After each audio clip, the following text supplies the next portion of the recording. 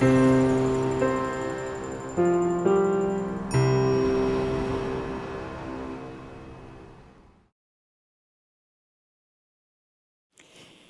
my 40 years of research in a Mayan community in Guatemala, I've been really impressed with how competent and how collaborative the children are.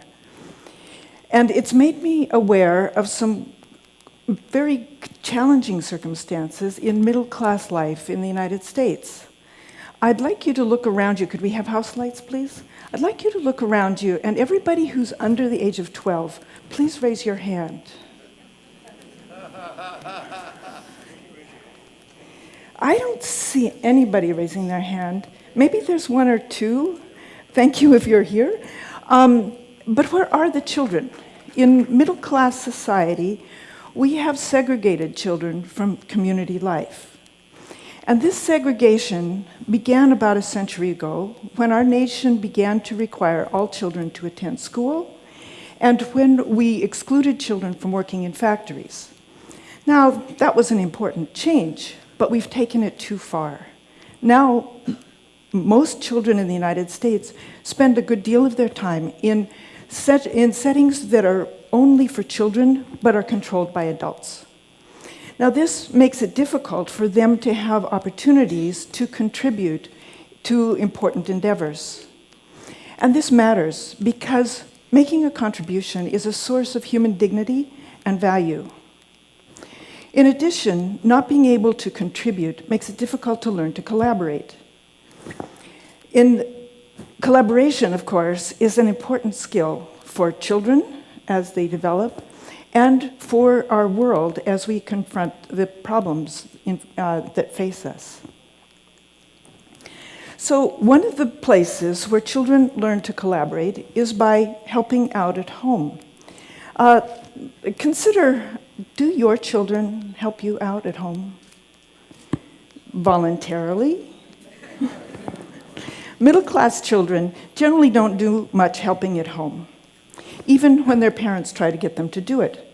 Middle-class parents often assign chores, use chore charts to keep track, and sometimes punish children or pay them for compliance. Well, this is a major source of stress in middle-class families, the struggles over children helping at home. But here's a puzzle. It's confusing why middle-class children don't want to help, because little children everywhere want to pitch in. On the left, you see 3-year-old Anali. She lives in the high Andes of Peru. When an anthropologist showed up at her house, Anali took over the role of hostess while her parents prepared a meal. She was confident in this role and went to get some water. She graciously offered a cup of water to the visiting anthropologist and kept one for herself, saying in Quechua, "Let us drink together." And on your right, you see my 3-year-old grandson, Sali, eagerly mowing my yard. Now, the lawnmower is about as big as he is, but he was so happy to make a real contribution that he pushed the lawnmower around the yard for 20 minutes, mowing the lawn and squealing with delight the whole time. So why do middle-class children not continue to want to help? Children in some other communities maintain an interest in helping around the house. We interviewed parents in Mexico, and mothers told us it was just normal for children to help without being asked. One mother said, "Well, there's days when my 8-year-old comes home and she says, 'Mom, you came home really tired, but let's clean up the house.' And she turns on the radio and she says, 'Mom, how about you do that part and I'll do this part and we'll get the house clean.'" These mothers say when we asked them how they helped their children learn to collaborate, they said that they include even the smallest children and they value their contributions. They also support the children's initiative. So they say it would not be good for them to ask the children to help because it would make it difficult for the children to learn. It needs to come from the heart. We also asked Mexican children about children helping at home, and they said also, yes, of course children help around the house. Everybody helps. We're just part of the family. Everybody in the family helps out.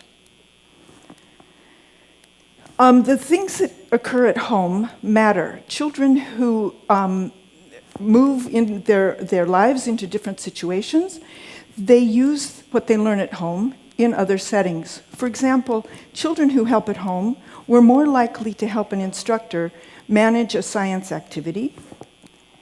And when children were asked to plan routes through a model grocery store, they also carried forward what they were familiar with from home. Mexican heritage children in Santa Cruz, actually, were more likely to collaborate with each other, sharing ideas with each other.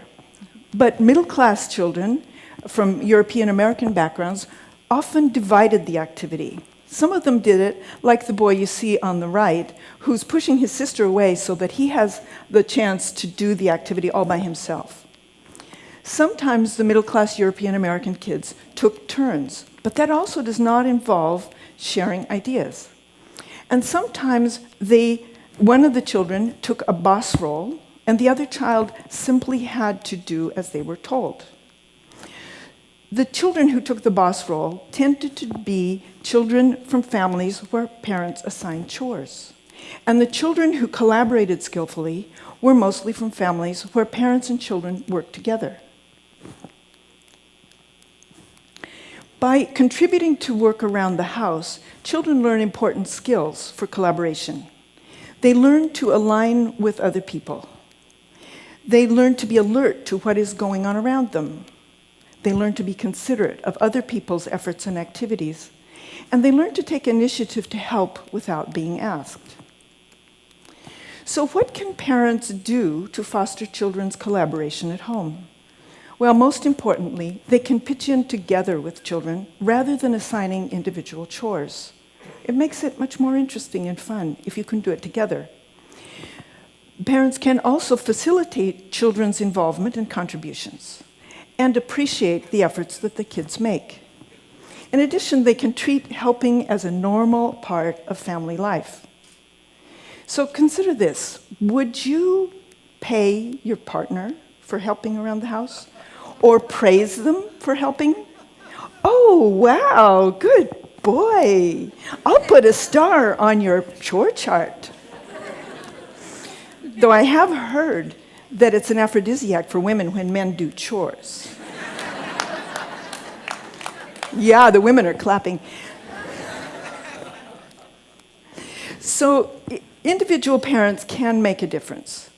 But it's much easier if the whole community includes children, gives them the opportunity to contribute. A century ago, when we began to segregate children from community life, we took things too far. Now, it's essential for the upcoming generation to have a chance to contribute and to learn to collaborate. This is important for their own development, but it's also important for effective teams at work. It's important for harmony in marriages and in families. And it's important for peace in the world. Thank you very much.